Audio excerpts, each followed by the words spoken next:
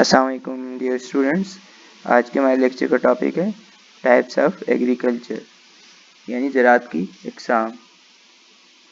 Origin of agriculture यानी ज़राअत की इब्तदा। ज़राअत तकरीबन 10,000 कबल मसीह के दौर में ज़राअत का आगाज़ हुआ और ज़राअत से मुराद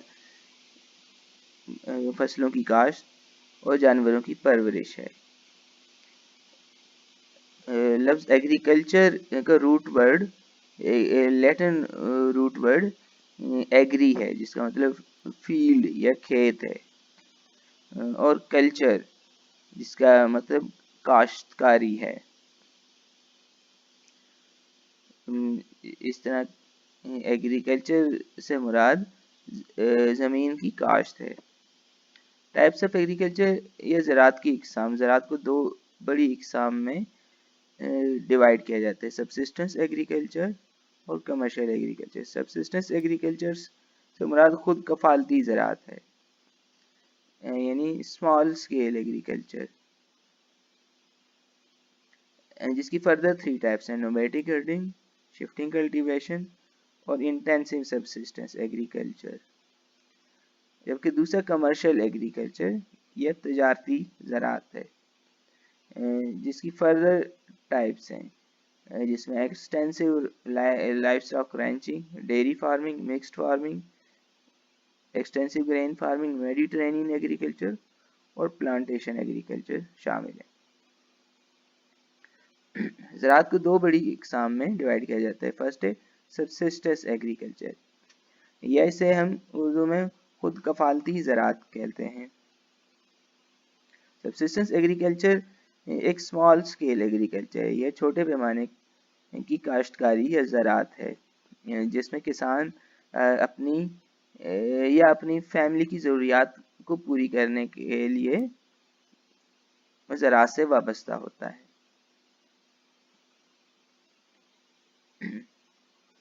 सबसिस्टेंस एग्रीकल्चर की पहली मेजर टाइप नोमैडिक हर्डिंग है, या इसे पेस्टोरल नोमैडिज्म भी कहा जाता है। पेस्टोरल नोमैडिज्म या नोमैडिक हर्डिंग में नोमैडिक पीपल इन्वॉल्व होते हैं। नोमैडिज्म या नोमैडिक पीपल से मुराद वो लोग हैं जो कि परमानेंटली सेटल नहीं होते किसी जगह पर, यानी खाना बदोश लोग, जिनकी कोई मुस्तकिल रिहाइश नहीं होती और वो एक जगह से दूसरी जगह मूव करते रहते हैं। आमतौर पर ये सहराई या नीम सहराई इलाकों में रहने वाले कबाइल होते हैं, यहाँ पर पानी और वेजिटेशन की कमी होती है और उसकी तलाश में वो एक जगह से दूसरी जगह मूव करते रहते हैं। माशी तौर पर अपने इकोनॉमिक एक्टिविटी के तौर पर या माशी सरगर्मी के तौर पर उन्हें जानवर पाले हुए होते हैं और वो जानवरों उनका ज़रिया माश होते हैं। उससे उनको खुराक हासिल हो रही होती है, खाल हासिल हो रही होती है, जिससे वो लिबास वगैरह तैयार करते हैं या अपने खेमे वगैरह तैयार करते हैं, या उन जानवरों को बेचकर वो रेवेन्यू भी जनरेट कर लेते हैं और वही जानवर उनकी ट्रांसपोर्टेशन का ज़रिया भी होते हैं।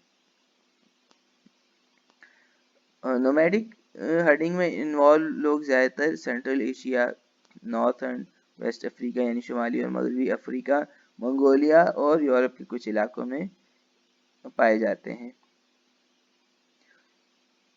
इसके बाद शिफ्टिंग कल्टीवेशन या मुतहर्रिक ज़राअत। शिफ्टिंग कल्टीवेशन भी सबसिस्टेंस एग्रीकल्चर की एक टाइप है, जिसमें ज़्यादातर अमेज़न के इलाके के सेंट्रल और वेस्ट अफ्रीका के और साउथ ईस्ट एशिया के लोग इन्वॉल्व हैं, और ये इलाके इक्वेटोरियल रीजन में आते हैं, यानी इस्तवाई इलाके, खत्ते इस्तवा पर पाए जाने वाले इलाके, जहाँ पर इक्वेटोरियल रेन फॉरेस्ट पाए जाते हैं। इक्वेटोरियल रेन फॉरेस्ट या इस्तवाई सदाबहार जंगलात घने तरीन जंगलात हैं। यहाँ पर इन जंगलात में रहने वाले कबाइल शिफ्टिंग कल्टीवेशन या मुतहरक ज़राअत में इन्वॉल्व होते हैं। इसके लिए ये क्या क्या करते हैं कि इन जंगलात को काट कर एक खेत तैयार करते हैं, क्योंकि चारों तरफ जंगलात पाए जाते हैं, मैदानी इलाका मौजूद नहीं होता, जिसके लिए ये जंगलात की कटाई करते हैं और एक मैदानी इलाका तैयार करते हैं। जंगलात को काटने के बाद दरख्तों की बाकियात या झाड़ियों वगैरह को ये आग लगा देते हैं। इस तरीके से एक मैदान तैयार होता है जिस पर ये ज़राअत करते हैं। इसीलिए इसको स्लैश एंड बर्न एग्रीकल्चर भी कहा जाता है, क्योंकि पहले कटाई की जाती है और फिर उसके बाद जो बाकियात होती हैं उसको आग लगाई जाती है। 2 से 3 साल बाद उस फार्म को, उस खेत को इस्तेमाल करने के बाद उसकी ज़रख़ेज़ियत में कमी वाक़ई हो जाती है, जिसकी वजह से प्रोडक्शन कम हो जाती है और फिर उनको दूसरी जगह मूव करना पड़ता है। ये लोग बहुत ज़्यादा कदीम और रवायती तरीके इस्तेमाल करते हैं। पेस्टिसाइड्स और फर्टिलाइज़र तक इनकी रसाई नहीं होती या उसका उन्हें इल्म नहीं होता, जिस वजह से ज़मीन की ज़रख़ेज़ियत जल्दी ख़त्म हो जाती है 2 से 3 साल के दौरान, जिसकी वजह से इनको एक जगह से दूसरी जगह शिफ्ट होना पड़ता है, एक नई जगह पर शिफ्ट होना पड़ता है। इसीलिए इसको शिफ्टिंग कल्टीवेशन या मुतहरक ज़राअत कहा जाता है। इसके बाद नेक्स्ट टाइप है intensive subsistence agriculture. Intensive subsistence agriculture ज़्यादातर डेंसली पॉपुलेटेड रीजन्स में पाया जाता है। साउथ एशिया के वो इलाके जहाँ पर आबादी की गुंजानी बहुत ज़्यादा है, उन इलाकों में, south Asia, south east Asia और एशिया के उन इलाके जहाँ पर आबादी की गुंजानी बहुत ज़्यादा है, वहाँ पर इंटेंसिव सबसिस्टेंस एग्रीकल्चर को प्रैक्टिस किया जाता है, जिसमें मशीनरी का इस्तेमाल बहुत महदूद होता है और ज़्यादातर काम मैनुअल लेबर से किया जाता है। इंटेंसिव सबसिस्टेंस एग्रीकल्चर की खसूसियात में पहले नंबर पर यह है कि फार्म साइज स्मॉल, कि फार्म जो फार्मर के पास जो ज़मीन होती है, उसका फार्म होता है, वो छोटा होता है। फिर ये इलाके बहुत ज़्यादा आबादी की गुंजाने के हाई पॉपुलेशन डेंसिटी एरियाज हैं जहाँ पर ये एग्रीकल्चर है। इस वजह से every inch of the arable land is cultivated, इस वजह से तमाम काबिल काश ज़मीन को इस्तेमाल किया जाता है और वहाँ पर कल्टीवेशन की जाती है। The emphasis is on production of grain crops, क्योंकि आबादी बहुत ज़्यादा है, जिसकी वजह से आबादी की खुराक की ज़रूरियात भी बहुत ज़्यादा है, जिस वजह से इन लोगों का जो फोकस होता है वो अनाज की फसलों पर होता है, ताकि आबादी की खुराक और अनाज की ज़रूरियात को पूरा किया जा सके। Most of the production is consumed locally, जो भी पैदावार होती है वो लोकल आबादी या लोकल मार्केट में ही कंज्यूम हो जाती है, इस्तेमाल हो जाती है। इस तरह ये इलाके प्रोड्यूसर तो बहुत बड़े हैं लेकिन एक्सपोर्टर नहीं है, जिस तरह चाइना और इंडिया है जो कि लीडिंग प्रोड्यूसर ऑफ वीट हैं, गंदम के सबसे बड़े पैदावारी ममालिक हैं, लेकिन एक्सपोर्टर नहीं है, क्योंकि जो भी गंदम वो प्रोड्यूस करते हैं वो लोकली कंज्यूम हो जाती है। Level of the technology is not similar all over the region, पूरे रीजन में टेक्नोलॉजी का लेवल सेम नहीं है। कुछ इलाके बहुत बैकवर्ड हैं टेक्नोलॉजी के हवाले से, जैसे पाकिस्तान, इंडिया, बांग्लादेश वगैरह, श्रीलंका, और कुछ इलाके निस्बतन एडवांस है टेक्नोलॉजी के लिए, जैसे चाइना और जापान या कोरिया वगैरह के इलाके, ये टेक्नोलॉजिकली एडवांस है और जो एग्रीकल्चर में भी एडवांस टेक्नोलॉजी ये यूज़ करते हैं। The yield per unit area is high, but per labor productivity is low. ये एक और इम्पोर्टेंट प्रॉपर्टी है इस एग्रीकल्चर की, कि यहाँ पर पॉपुलेशन डेंसिटी ज़्यादा होती है, जिसकी वजह से लेबर चीप लेबर अवेलेबल होता है, जिस वजह से फील्ड्स के ऊपर या खेतों के ऊपर ज़्यादातर मैनुअल वर्क होता है। इस वजह से yield per unit area is high but labour productivity low. Labour बहुत ज़्यादा इस्तेमाल होने की वजह से लेबर प्रोडक्टिविटी लो होती है, लेकिन खेत की यील्ड पर यूनिट एरिया बहुत ज़्यादा हाई होती है, क्योंकि पूरा साल यहाँ पर कल्टीवेशन होती है और मल्टीपल क्रॉप्स उगाई जाती हैं। एक साल में 2-3 फसलें उगाई जाती हैं। इस वजह से yield per unit area high रहती है। इम्पोर्टेंट रीजन में साउथ एशिया, इंडिया, जिसमें इंडिया, पाकिस्तान, बांग्लादेश, नेपाल, श्रीलंका शामिल है। साउथ ईस्ट एशिया इसमें शामिल है, इंडोनेशिया, थाईलैंड, म्यांमार और फिलिपाइन। इसके बाद चाइना और जापान। ये सारे इंटेंसिव सब्सिस्टेंस एग्रीकल्चर के अहम इलाके हैं। यहाँ पर इस मैप के ऊपर इंटेंसिव सब्सिस्टेंस एग्रीकल्चर के रीजन को शो किया गया है।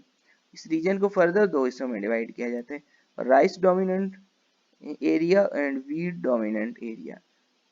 यहाँ पर मैप के ऊपर जो ब्लैक कलर में एरियाज दिखाए गए हैं वो एरियाज हैं जो जहाँ पर डोमिनेंट क्रॉप राइस है, यानी कि चावल की फसल को ज़्यादातर काश्त किया जाता है। जबकि जो डार्क ग्रे में एरिया शो किया जा रहा है ये वीट डोमिनेंट क्रॉप है, कि जहाँ पर मेजर क्रॉप, डोमिनेंट क्रॉप गंदम की फसल है जो बड़े पैमाने पर काश्त की जाती है। इसके बाद कमर्शियल एग्रीकल्चर है। हमने कहा कि एग्रीकल्चर को हम दो मेजर क्लासेस में डिवाइड करते हैं, सबसिस्टेंस और कमर्शियल। कमर्शियल एग्रीकल्चर एक ऐसे टाइप ऑफ एग्रीकल्चर जिसमें मॉडर्न टेक्नोलॉजी को यूज किया जाता है, जिसकी मदद से फसलें काश्त की जाती हैं, जानवरों को पाला जाता है ज़्यादा प्रोडक्शन हासिल करने के लिए। ये एक लार्ज स्केल एग्रीकल्चर एक्टिविटी होती है जिसमें बड़े पैमाने पर प्रोडक्शन हासिल की जा रही होती है, और इसमें ह्यूज कैपिटल, बड़े पैमाने पर सरमाया इन्वेस्ट किया जाता है मशीनरी के ऊपर या इरिगेशन मेथड्स के ऊपर या प्रोटेक्टिव केमिकल जो यूज़ किए जा रहे होते हैं जैसे पेस्टिसाइड्स या फर्टिलाइज़र वगैरह, उनके ऊपर बहुत ज़्यादा सरमाया इन्वेस्ट किया जाता है और उन फसलों को कल्टीवेट किया जाता है, उन जानवरों को पाला जाता है जिनकी बहुत ज़्यादा मार्केट में डिमांड होती है। कमर्शियल एग्रीकल्चर की फर्दर सब टाइप्स हैं, जिसमें कमर्शियल लाइव स्टॉक रैंचिंग है। इस रैंचिंग को हम प्रीवियस लेक्चर में भी तफसील से पढ़ चुके हैं कि इसमें ये एरिड और सेमी एरिड यानी सहराई और नीम सहराई इलाकों में किए जाने वाली एक ऐसी एक्टिविटी है कि जिसमें बड़े बड़े रेंच बनाकर या बाड़े बनाकर उसके अंदर जानवरों को बड़े पैमाने पर पाला जाता है।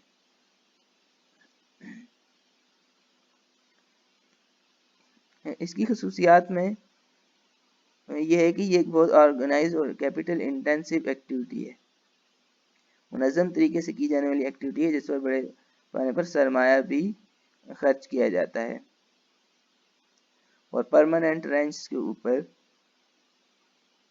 ये की जाती है एक्टिविटी। ये रेंच एक बहुत बड़े एरिया को कवर किए हुए होते हैं, इनको फिर फर्दर पार्सल्स में ही पीसेस में डिवाइड किया जाता है जहाँ पर जानवरों को चराया जाता है। तो आमतौर पर किसी एक मखसूस जानवर को पाला जा रहा होता है, जैसे ऑस्ट्रेलिया में बड़े पैमाने पर भेड़ें पाली जा रही होती हैं। इसके अलावा बकरियां या कैटल या हॉर्सेस भी पाले जा रहे होते हैं। ब्रीडिंग और जेनेटिक इम्प्रूवमेंट, डिजीज कंट्रोल और हेल्थ केयर पर बहुत ज़्यादा फोकस किया जाता है। ऑस्ट्रेलिया, न्यूजीलैंड, अर्जेंटीना, यूरुग्वे और यूएसए अहम ममालिक हैं जहाँ पर बड़े पैमाने पर रैंचिंग की जा रही है। इसके बाद मिक्स्ड फार्मिंग या मखलूत ज़राअत है। ये फार्मिंग ये एग्रीकल्चर की ऐसी टाइप है जिसमें at a time crop cultivation भी की जा रही होती है और जानवर भी पाले जा रहे होते हैं। मिक्स फार्मिंग में फार्म साइज आमतौर पर मॉडरेट होता है, यानी कि दरमियाने दर्जे का होता है। क्रॉप कल्टीवेशन और एनिमल रियरिंग यानी पर दोनों पर इक्वल फोकस किया जाता है, यानी एट अ टाइम में किसान क्रॉप कल्टीवेशन यानी फसलों की काश्त में भी इन्वॉल्व होता है और जानवरों की परवरिश भी कर रहा होता है। मिक्स्ड फार्मिंग का एक अहम जुज चारे की फसलें या फॉडर क्रॉप्स होती हैं, क्योंकि जानवरों की खुराक के लिए चारे की फसलें भी उगानी पड़ती हैं। इसके अलावा ग्रेन क्रॉप्स या गल्ले की फसलें भी काश्त की जा रही होती हैं।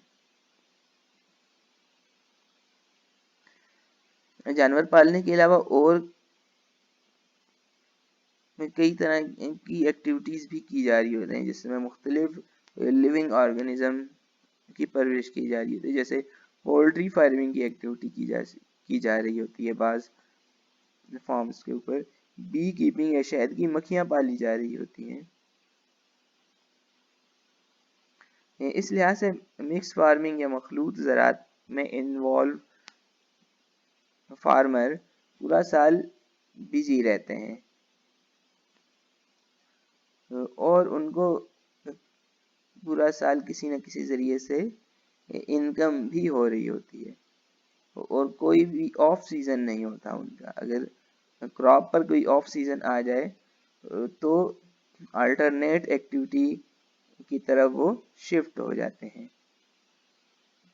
इस पर डेयरी फार्मिंग है। डेयरी फार्मिंग भी एनिमल कीपिंग की एक टाइप है, जिसमें खास तौर पर दूध देने वाले जानवरों को पाला जा रहा होता है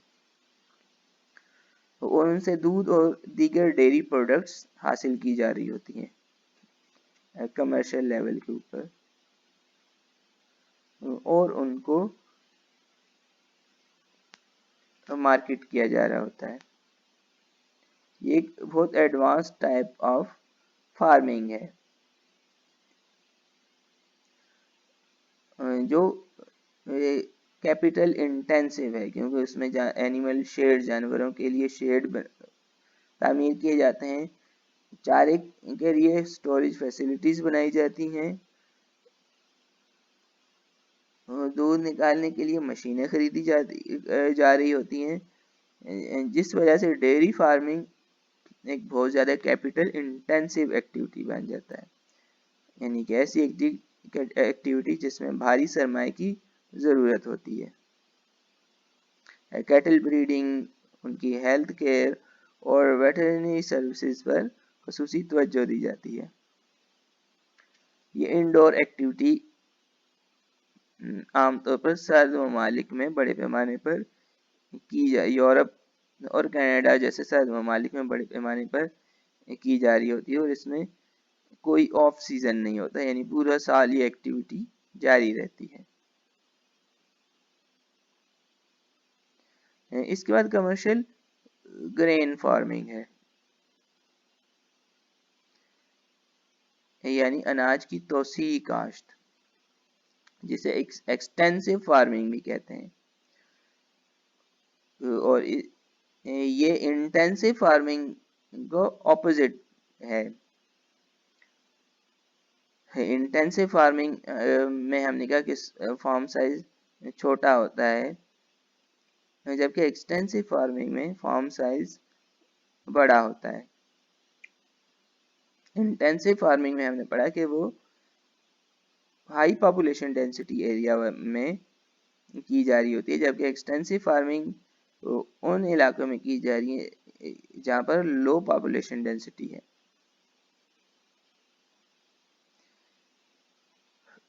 ये आमतौर पर मिड लैटिट्यूड्स के ग्रास लैंड्स एरिया में ये एक्टिविटी की जा रही है, अनाज की तोसी काश्त, जिसमें बड़े बड़े मैदानी इलाकों पर ये ग्रास लैंड्स पर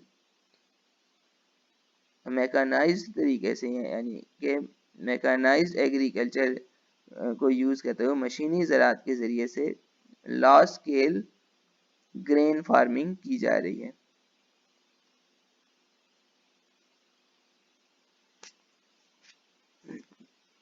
अब इसकी खसूसियात में पहला नंबर पर फार्म साइज है। Farm size are very large, खेत का साइज बहुत बड़ा होता है, 350 से लेकर 2000 एकड़ तक होता है।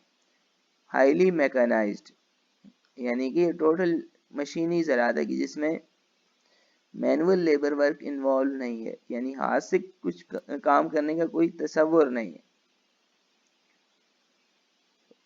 क्योंकि इतने बड़े फॉर्म के ऊपर या फॉर्म साइज के ऊपर आप मैनुअल तरीके से कुछ नहीं कर सकते, इस वजह से मशीनों की ज़रूरत एक तो आपको पड़ती है। दूसरा, लो पॉपुलेशन डेंसिटी एरिया होने की वजह से लेबर या चीप लेबर अवेलेबल नहीं होता। Number 3, single crop specialisation. यहाँ पर आमतौर पर एक ही क्रॉप कल्टीवेशन में उनको स्पेशलाइजेशन होती है, या साल भर के लिए वो एक ही क्रॉप कल्टीवेट कर रहे होते हैं, मल्टीपल क्रॉपिंग नहीं होती, पूरे साल में एक ही फसल काश्त की जाती है, और वो आमतौर पर गंदम की फसल होती है, वीट क्रॉप होती है। उसकी वजह ये होती है कि उसको की कल्टीवेशन आसान होती है, उसको की स्टोरेज आसान होती है, या उसको मार्केट किया जा सकता है आसानी से। Production, extensive commercial grain farming tries to maximise per capita production.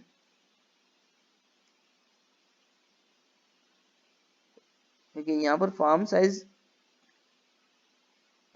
बड़ा होता है और पीपल जो इन्वॉल्व होते हैं एग्रीकल्चर में या कल्टीवेशन में वो बहुत लिमिटेड होते हैं। इस वजह से इसकी जो अहम प्रॉपर्टी है वो ये है कि लो यील्ड पर एकड़ बट हाई यील्ड पर पर्सन, कि इतनी ज्यादा जमीन अवेलेबल होने की वजह से लो यील्ड पर एकड़ होता है, यील्ड पर एकड़ कम होती है, जबकि यील्ड पर पर्सन ज्यादा होती है, क्योंकि लोग इन्वॉल्व नहीं होते, वो लिमिटेड लोग एग्रीकल्चर में इन्वॉल्व होते हैं, ज़्यादातर मशीनें इन्वॉल्व होती हैं, मैकेनाइजेशन होती है, मैकेनाइज्ड एग्रीकल्चर होता है, जिस वजह से मशीनों का इस्तेमाल बहुत ज़्यादा होता है, जिस वजह से आपको लेबर की ज़रूरत बहुत कम पड़ती है। ये फीचर्स है मैकेनाइज्ड एग्रीकल्चर के, जिसमें टोटल मशीनों का इस्तेमाल होता है और हाथ से काम करने का कोई तस्वुर नहीं होता। जिस तरह यहाँ पर आपको मैकेनिकल कॉटन पिकर दिखाया गया कि जिसमें मैकेनिकल कॉटन पिकर कॉटन को पिक कर रहा है फसल से और उसके रोल बना रहा है, जबकि दूसरी तरफ कंबाइन हार्वेस्टर है जो कि फसल को काट रहा है फिर उसको थ्रेश कर रहा है।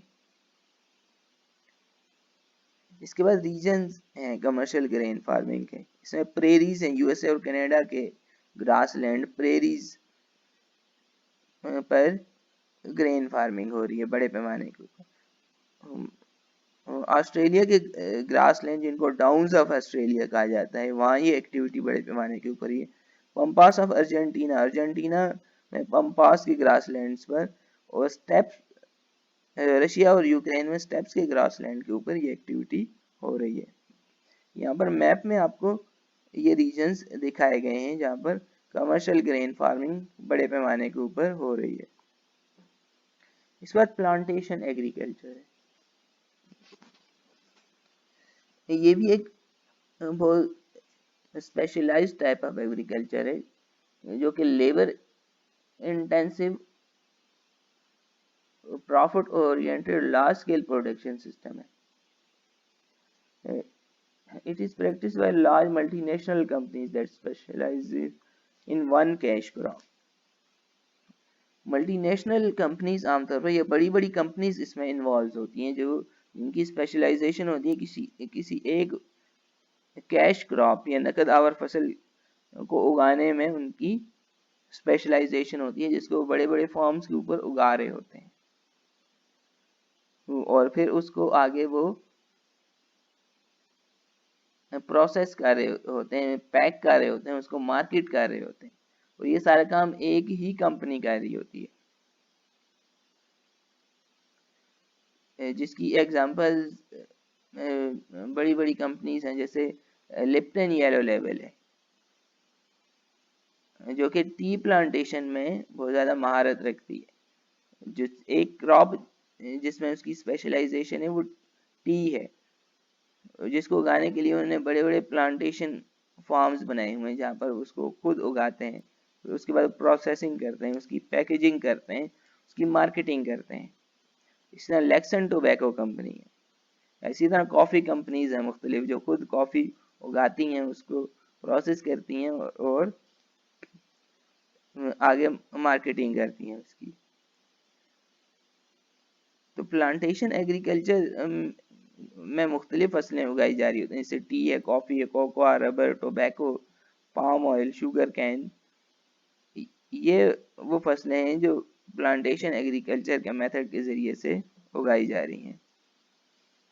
इस एग्रीकल्चर टाइप को यूरोपियंस ने अपने कॉलोनाइजेशन पीरियड में इंट्रोड्यूस कराया. जब उन्होंने अपनी ट्रॉपिकल एरियाज में अपनी कॉलोनीज बनाई तो वहाँ पर उन्होंने प्लांटेशन एग्रीकल्चर स्टार्ट की क्योंकि वो एरियाज फेवरेबल थे मुख्तलिफ फसलों को उगाने के लिए. तो फ्रेंच ने कोकोआ और कॉफ़ी प्लांटेशन अफ्रीका में स्टार्ट की. ब्रिटिश यानी बरतानिया ने इंडिया और श्रीलंका में टी प्लांटेशन स्टार्ट की. स्पेनिश और अमेरिकन ने कोकोनट और शुगर कैन प्लांटेशन फिलिपाइन में स्टार्ट की.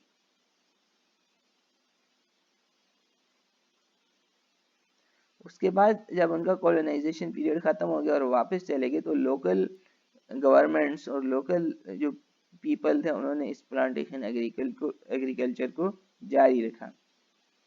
प्लांटेशन एग्रीकल्चर की इम्पोर्टेंट कैरेक्टरिस्टिक्स में लार्ज स्केल कैपिटल इन्वेस्टमेंट इसके लिए चाहिए होती है, यानी भारी सरमाया चाहिए होता है.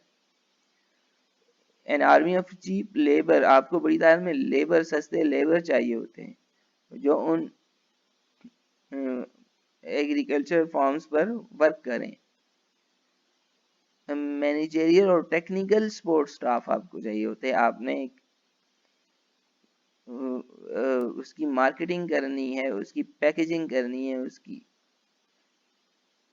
एक्सपोर्ट करना है, जिसके लिए मैनेजरियल सर्विसेज आपको चाहिए होती हैं, टेक्निकल स्टाफ चाहिए होता है आपको.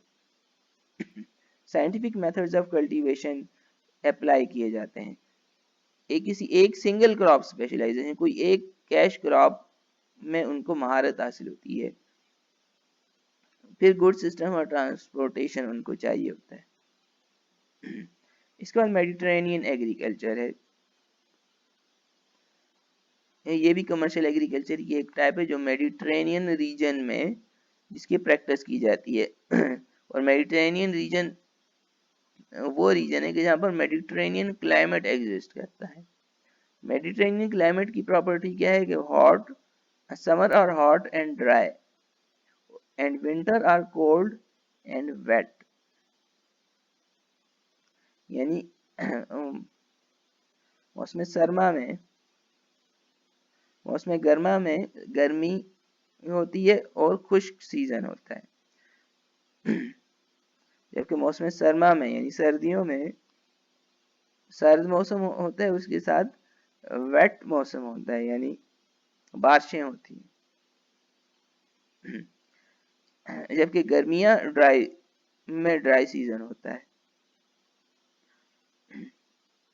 तो उसके लिए ये लोग विंटर सीजन में वाटर स्टोरेज करते हैं पानी को। इरिगेशन के बड़े बड़े प्रोजेक्ट्स होते हैं इनके, जिसमें वो विंटर सीजन में जो रेनी सीजन होता है उनका उसमें पानी को स्टोर करते हैं और उसको फिर समर सीजन जो ड्राई सीजन होता है उसमें उसको एग्रीकल्चर के लिए यूज करते हैं। इस तरीके से वो पूरा साल एग्रीकल्चर में इन्वॉल्व रहते हैं। अब मेडिटेरेनियन एग्रीकल्चर में ऑर्चर्ड फार्मिंग यानी बागात बड़े बड़े हैं जिन पे यहाँ पर फार्मिंग होती है फ्रूट्स की। विटीकल्चर है वहाँ पर जहाँ जिसमें ग्रेप्स फार्मिंग होती है लार्ज स्केल के ऊपर। सीरियल क्रॉप्स हैं यानी अनाज की फसलें उगाई जाती हैं और वेजिटेबल कल्टीवेशन होती है। विटीकल्चर यानी ग्रेप कल्टीवेशन, अंगूर परवरी इस इलाके की एक अहम स्पेशलिटी है क्योंकि इस इलाके की एक अहम इंडस्ट्री वाइन इंडस्ट्री है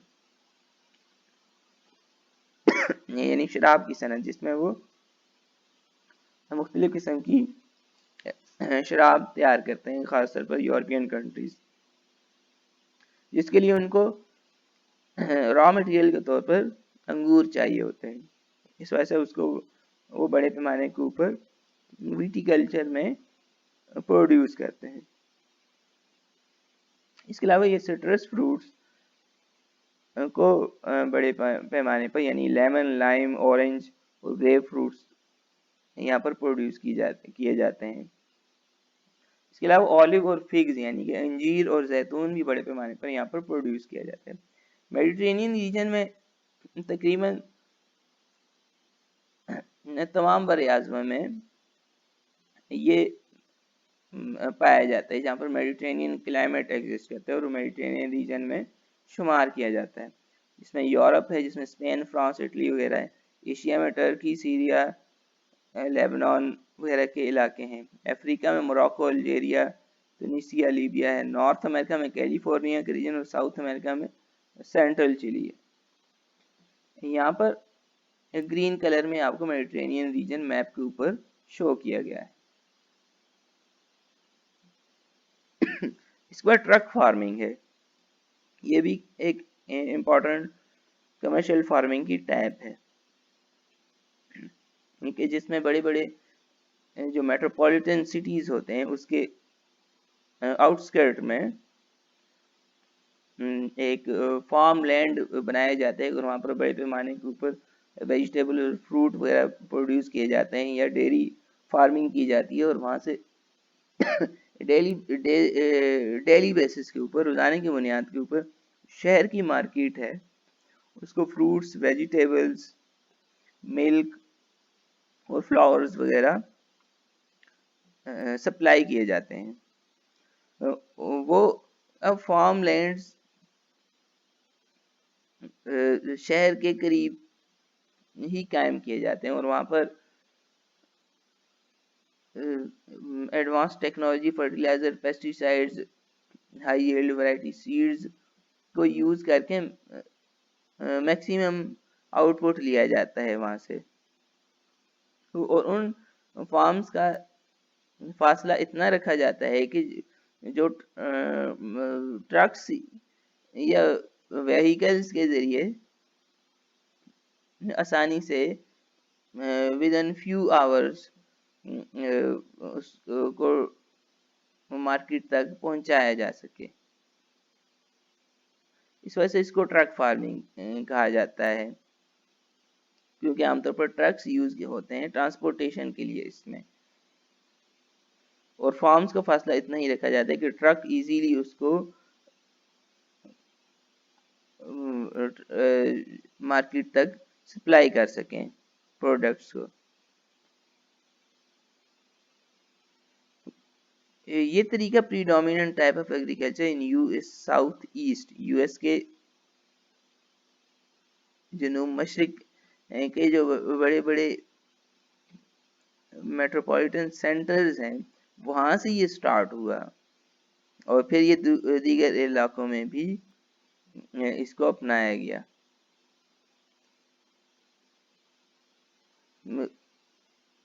जहाँ जो बड़े बड़े शहर थे जिसमें न्यूयॉर्क, फिलाडेल्फिया और वाशिंगटन है, उसके मज़ाफ़ात में इसका सबसे पहले आगाज़ किया गया। इसके अलावा फिर इस कुछ एग्री बिजनेसेस भी इन इलाकों में कायम किए जाते हैं जो इन फ्रूट्स वगैरह को उसकी कैनिंग करते हैं या उससे दीगर प्रोडक्ट्स उसको फ्रीज करते हैं या स्टोर करते हैं या उससे दीगर प्रोडक्ट्स जैसे जूसेस वगैरह, जैम्स, जेलीज वगैरह तैयार करते हैं। ये भी ट्रक फार्मिंग से अक्सर रिलेटेड एग्री बिजनेस भी इससे रिलेटेड एक्टिविटी होती है। इस बार लास्ट जो टाइप है वो फैक्ट्री फार्मिंग है, जो कि मोस्ट एडवांस्ड और मोस्ट रीसेंट टाइप है एग्रीकल्चरल डेवलपमेंट में। फैक्ट्री फार्म में एक फैक्ट्री के अंदर मुख्तलिफ किसी आमतौर पर जानवरों को पाला जा रहा होता है। इस वजह से फैक्ट्री फार्मिंग एक इंडस्ट्रियल ऑपरेशन होता है कि जिसमें किसी जानवर को एक फैक्ट्री के अंदर बड़े पैमाने के ऊपर पाला जा रहा होता है और उससे गोश्त हासिल किया जा रहा होता है, उससे अंडे हासिल किए जा रहे होते हैं, इस तरह की दीगर प्रोडक्ट्स हासिल की जा रही होती हैं। फैक्ट्री फार्मिंग के मेथड के ज़रिए से बड़े पैमाने के ऊपर पोल्ट्री, पिग्स और कैटल को पाला जाता है। बहुत ज़्यादा कंट्रोल्ड इन्वायरमेंट में या आर्टिफिशियल इन्वायरमेंट में, मसनूई माहौल में उनको पाला जा रहा होता है ताकि उनको जल्द से जल्द बड़ा करके मार्केट में भेजा जाए। इसमें मुख्तलिफ मेथड इन्वॉल्व किए जाते हैं प्रोडक्शन को तेज़ करने के लिए, प्रोडक्शन को ज़्यादा करने के लिए, जिसमें मुख्तलिफ अद्वियात का इस्तेमाल होता है, एंटी माइक्रोबियल एजेंट्स या डिसइंफेक्टेंट्स यूज़ होते हैं, तो हार्मोन्स और वैक्सीन्स यूज़ की जा रही होती हैं जानवरों के ऊपर पर उनकी प्रोडक्शन इंक्रीज करने के लिए। प्रोटीन, मिनरल्स और विटामिन सप्लीमेंट दिए जा रहे होते हैं उनको। इसके अलावा हेल्थ इंस्पेक्शंस उनकी की जा रही होती हैं और क्लाइमेट कंट्रोल फैसिलिटीज़ उस फार्म के अंदर प्रोवाइड की जाती हैं। फॉर एग्जांपल आर्टिफिशियल टेम्परेचर में उनको रखा जाता है या आर्टिफिशियल लाइट में उनको रखा जाता है, यानी कि ज़्यादा लाइट, रात के टाइम भी लाइट तेज़ रखी जाती है, दिन की तरह की रोशनी वहाँ बनाई जाती है आर्टिफिशियल इन्वायरमेंट, ताकि वो उस लाइट, उस टेम्परेचर का उनके ऊपर असर हो जिसके नतीजे में उनकी प्रोडक्शन तेज़ हो, उनकी ग्रोथ तेज़ हो और जल्द से जल्द उनको मार्केट में भेजा जाए और ज़्यादा से ज़्यादा प्रोडक्शन हासिल की जाए और ज़्यादा से ज़्यादा अर्निंग की जाए। इस तरीके से फैक्ट्री फार्म कायम करने के लिए बहुत ज़्यादा कैपिटल इन्वेस्टमेंट की जाती है। तो ये कैपिटल इन्वेस्टमेंट एक्टिविटी है कि जिसमें हैवी कैपिटल या भारी सरमाए की ज़रूरत होती है, क्योंकि आपको एक फैक्ट्री बिल्ड करनी होती है, मशीनरी यूज़ करनी पड़ती है, इंस्टॉल करनी पड़ती हैं, वेटरनरी सर्विसेज प्रोवाइड करनी पड़ती हैं, हीटिंग और लाइटिंग का इंतज़ाम करना पड़ता है आपको फार्म के अंदर। फैक्ट्री फार्मिंग मोस्ट रिसेंट और मोस्ट पॉपुलर मेथड है इस वक्त फार्मिंग का। यहाँ पर जिसमें पोल्ट्री फार्मिंग है जो कि बड़े पैमाने पर दुनिया भर में है, यहाँ पे एक आर्टिफिशियल इन्वायरमेंट के अंदर मुर्गियों को रखा जाता है, उनको जल्द से जल्द बड़ा किया जाता है, से ज़्यादा प्रोडक्शन ली जाती है। इसी तरह दूसरी साइड पे और मुख्तलिफ जानवर, उनको फैक्ट्री फार्म के मेथड के ज़रिए से उनकी परवरिश की जाती है। जिस तरह यहाँ पर डायग्राम में पिग फार्म दिखाया गया है, जहाँ पर उनको एक क्रेट्स में रखा गया है पिग्स को, और उनको आर्टिफिशियल एनवायरनमेंट में उनकी परवरिश की जा रही है। पिग फार्मिंग भी फैक्ट्री फार्मिंग की एक सब टाइप है, जो कि यूरोप और अमेरिका में बड़े पैमाने पर की जा रही है। शुक्रिया स्टूडेंट्स, नेक्स्ट लेक्चर में मिलते हैं एक नए टॉपिक के साथ। अल्लाह हाफिज़।